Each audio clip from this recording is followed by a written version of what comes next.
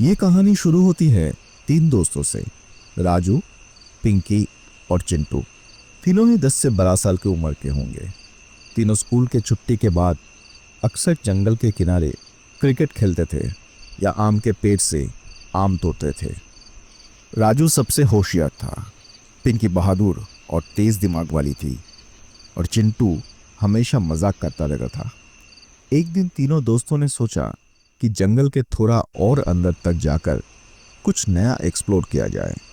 धूप छांव के साथ जंगल में चिड़िया की चीख और हवा का सन्नाटा कुछ अलग ही महसूस हो रहा था। हर पेड़ कुछ कहानी कह रहा था और कभी-कभी किसी अजीब सा आवाज आती, जैसे कोई पुकार रहा हो। और तभी पिंकी ने देखा एक पुराना जंग लगा कुआं, जिसके आसपास का इलाका मुरझा गया था।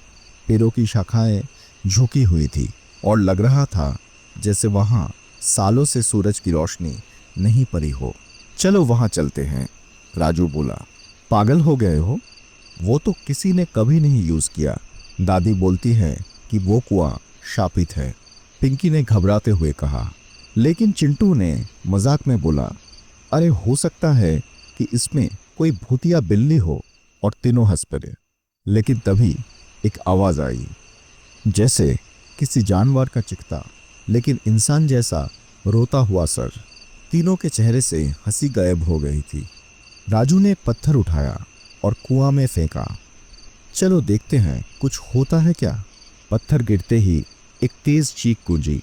पिंकी का रंग पीला पड़ गया। वापस चलो, पिंकी जोर से बोली। लेकिन राजू का मन और ज्यादा क्यूरियस हो गया। ये साधारण कुआं नहीं है, कुछ तो है यहाँ। तीनों भागते हुए घर लौट आए। लेकिन रात को तीनों को अलग अलग डरावने सपने आए। राजू ने देखा कि एक काली परछाई उसके बिस्तर के नीचे से निकलकर उसकी गर्दन पकड़ती है। पिंकी ने देखा कि उसका चेहरा काला हो गया है और उसके मुंह से जानवर जैसी आवाजें निकल रही हैं। चिंटू ने देखा कि कुआं से एक बच्चा उसे बुला रहा है।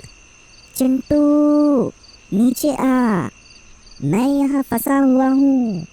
सुबह तीनों मिले और समझे कि ये सपने सपने नहीं थे, ये एक वार्निंग थे। राजू के दादी ने उन्हें एक कहानी सुनाई जो कभी किसी को नहीं बताई गई थी।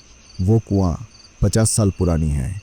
जब मैं छोटी थी तो गांव में एक बाबा रहते थे, तांत्रिक रुद्रपाल। उनका कहना था कि कुआं एक बलिदान कुआं है। वहाँ पे सालों पहले एक जानवर और इंसान के बीच का कुछ अजीब प्राणी का जन्म हुआ था। उसे लोग कालपाश कहते थे। ना पूरी तरह इंसान, ना पूरा जानवर। उसे जिंदा ही कुआं में डाल दिया गया था। लेकिन वो आत्मा आज भी जीवित है।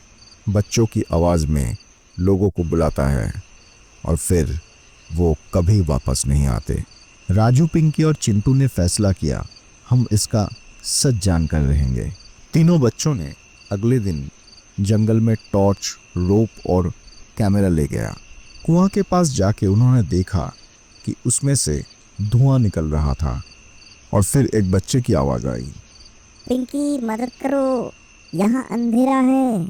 पिंकी ने बोला, ये तो मेरी आवाज है। हाँ, कुआं पिंकी की खुद की आवाज में उसे बुला रहा था। तीनों ने रोप बांधकर कैमरा अंदर भेजा। कैमरा ने जो दिखाया उसने उनकी सांसें रोक दी। एक गोल गिला चेहरा, आधा जानवर आधा इंसान, जैसे उसका मुंह एक सुअर का था। आंखें बिल्ली जैसी चमक रही थी। और फिर उसने कैमरा पकड़ लिया। कैमरे का सिग्नल चला गया, लेकिन एक आवाज उनकी रिकॉर्ड हुई, तुम लोग अब वापस नहीं जाओगे। तीनों भागकर घर आए, लेकिन रात में सब कुछ बदल गया।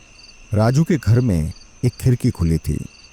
हवा के साथ एक काली परछाई रात के 2 बजे उसके कमरे में घुस गई। सुबह राजू बेहोश मिला। उसकी आंखें पूरी काली हो गई थी। डॉक्टर कुछ नहीं समझ पाए। उसके बाद पिंकी के घर में कटा हुआ बिल्ली का सर मिला उसके तकिए के नीचे। और चिंटू ने देखा कि उसकी माँ, जिसका चेहरा उसने कभी नहीं देखा था, एक पल के लिए एक जानवर में बदल गई थी। तीनों बच्चों ने एक तांत्रिक से मिलने का फैसला किया। तुमने उस कुआं को जगा दिया है। कालपाश तुम्हारा नाम जानता है। उसका एक रास्ता है, बलिदान। बलिदान? पिंकी ने पूछा। हाँ, तांत्रिक ने कहा। किसी एक को अपनी इच्छा से कुआं में जाना पड़ेगा, तभी वो आत्मा वहां बंद रहेगी। राजू बोला, मैं जाऊंगा। लेकिन चिंटू ने कहा, नहीं, मैं छोटा हूं, मुझे कुछ फर्क नहीं पड़ता, मैं जाऊंगा। पिंकी रो पड़ी। नहीं, तुम दोनों पागल हो गए हो, एक रास्ता और होगा। तांत्रिक ने उन्हें एक मंत्र दिया और कहा, अगर तुम उस प्राणी को अंधेरे में देखो तो आंखों में आंखों डाल के मत दिखना। उसकी आंखें देखते ही तुम उसके कब्जे में आ जाओगे। रात को तीनों कुआं के पास पहुंचे। मंत्र पढ़ते हुए एक रक्षा चक्र बनाया। तभी कालपाश बाहर निकला।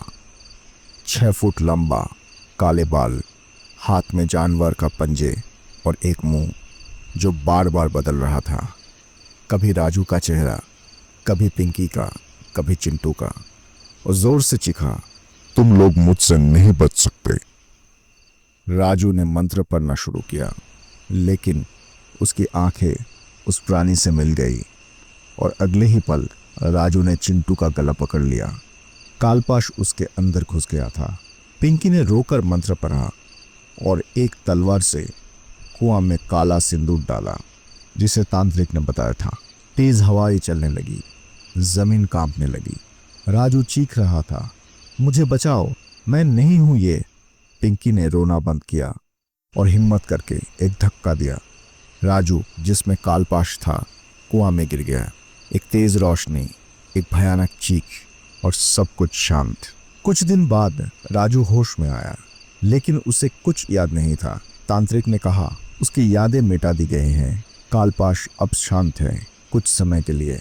पिंकी और चिंटू ने अपने दोस्तों को बचा लिया था, लेकिन कुआं अब भी जंगल के बीच में है, अंधेरे में छुपा हुआ। और हर 13 साल बाद जब पूरी रात अंधेरा होता है, बिना चांद के कुआं का ढक्कन हिलने लगता है। आज भी अगर आप बंजर गांव के जंगल में जाएं और अगर आपको कोई आवाज़ आए, बचाओ, अंधेरा है, तुम्हारा दोस्त यहाँ है, तो याद रखना, कुआं झूठ बोलता है।